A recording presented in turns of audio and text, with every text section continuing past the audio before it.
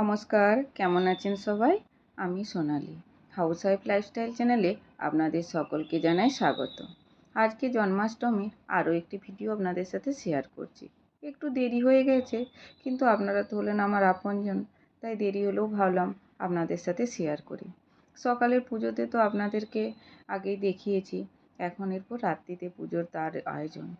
অনেক কাজ থাকে না বাড়িতে, একটু পুজো আর্চা করতে গেলে রেগুলারের থেকে একটু বেশি সময় লেগে যায়।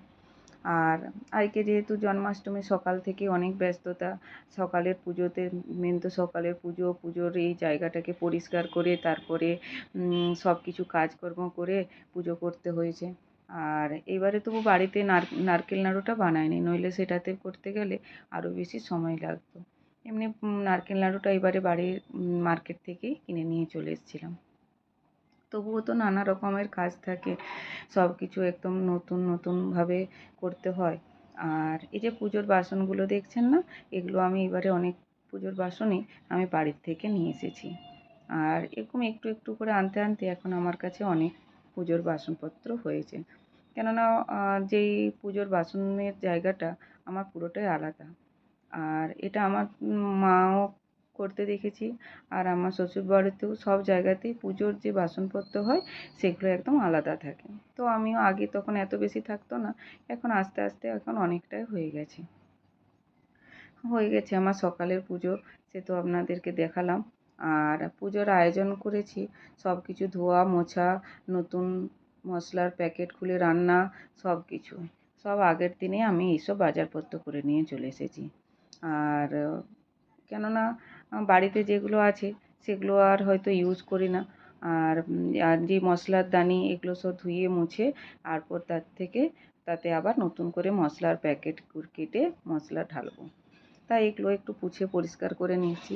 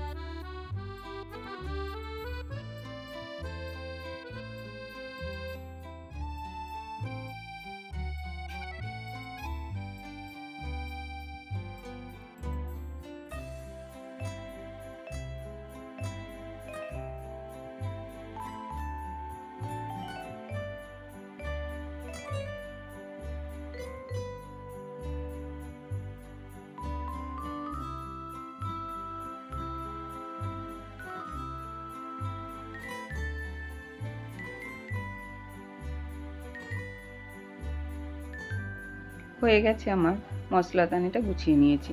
চলুন এরপর ভোগ বানানো শুরু করা যাক। তো আজকে কি বানাচ্ছি দাঁড়ান, আজকে তো আর আপনাদের সাথে রেসিপি কোনো কিছু আমি শেয়ার করব না।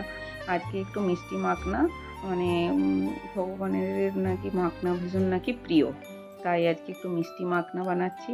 আর আলু পটল এর একটা সবজি, আর মিক্স ভেজ, পনির, কাজু, ক্যাপসিকাম সব কিছু দিয়ে একটা মিক্স ভেজ, 5 রকমের ভাজা, মিষ্টি, নারকেল সন্দেশ, তিলের নাড়ু, আর বানাচ্ছি দই তো আছে, দই, মাখন, এই সমস্ত কিছু হয়ে গেছে। এখন আমি আলু পটলের সবজিটা বানিয়ে নিচ্ছি, আর লুচি সুজি এইসব তো একা হাতে করি তো অনেকটাই সময় লাগে। তারপরে এরপর ছেলে মেয়েরও তো আজকে স্কুল ছুটি, তো ওদেরকে নিয়ে করতে হয়। তো ওরাও মাঝে মাঝে একটু আসে। আর এই ছেলের একটু বায়না। আর রান্না করতে করতে আমার যেসব অন্যান্য কাজগুলো সেগুলোও আমি করতে থাকি। এই জল ভরা সব তো আগে, মানে একদম পুরো কিচেন এত সুন্দর পরিষ্কার, যেন মনে হচ্ছে পুরো নতুনের মতো। তো এই আর কি, এখন বেজে গেছে প্রায় 6টা বাজছে, কিন্তু এখনও সন্ধে হয়নি। তো পুজোটা করে নেব। তো দেখি রাত্রি 12টা পর্যন্ত হয়তো থাকতে পারবো না, কেননা কৃষ্ণের জন্মাষ্টমী পুজো তো বলে মেনলি রাত্রি 12টার পরই হয়। তো বাট আমার পক্ষে সেটা সম্ভব নয়, কেননা ছেলে মেয়েদের আবার কালকে স্কুল আছে, আর ছেলেও এতক্ষণ জেগে থাকবে না।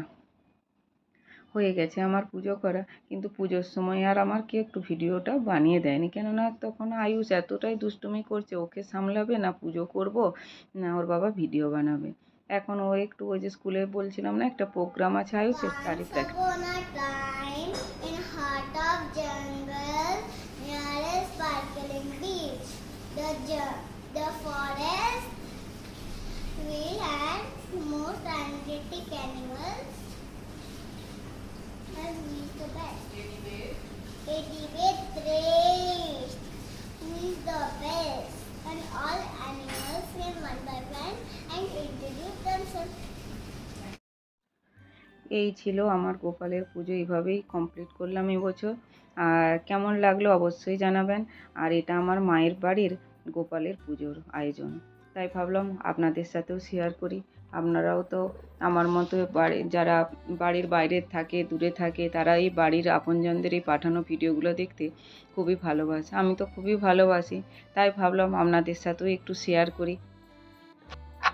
আর আপনারাও তো হলেন আমার আপনজন, তাই ভাবলাম আপনাদের সাথেও একটু শেয়ার করি। আর মা তো দেখছি অনেক কিছু বানিয়েছে, মালপোয়া থেকে শুরু করে নাড়ু, তিলের নাড়ু, নারকেল সন্দেশ, ফুলুরি, তালের ফুলুরি, অনেক কিছু। জন্মাষ্টমীতে নাকি বাড়িতে তালের বড়া, তালের ফুলুরি, তালের ক্ষীর এইসব নাকি বানানো হয়, কিন্তু আমি এখানে তাল তো পাই না, আর তাল পেলেও সেটার থেকে কিভাবে বানাবো সেটা আমি জানি না, তো কখনো বানাইনি, আর তাই আর কি পাওয়াও যায় না, আর আমারও করাও হয় না। চলুন, আর আপনারা জানাবেন আপনারা বাড়িতে কিভাবে জন্মাষ্টমী পুজো করলেন, কমেন্ট করবেন। আর সবাই ভালো থাকবেন, সুস্থ থাকবেন, সাবধানে থাকবেন। আর আমার ভিডিওটি যদি আপনাদের ভালো লেগে থাকে তো অবশ্যই লাইক করবেন। যারা নতুন আমার ভিডিওটি দেখছেন আমার চ্যানেলটিকে সাবস্ক্রাইব করবেন। নমস্কার।